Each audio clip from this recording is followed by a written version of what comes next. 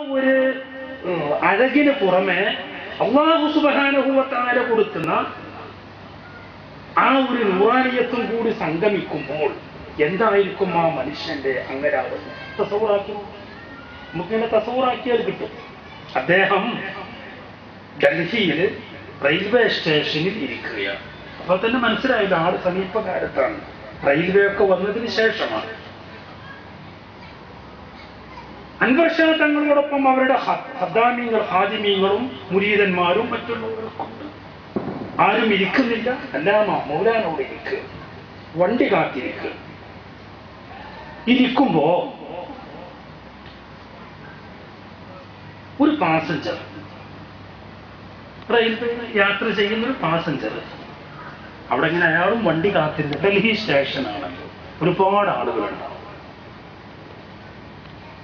അദ്ദേഹം സിഖുകാരനാണ്.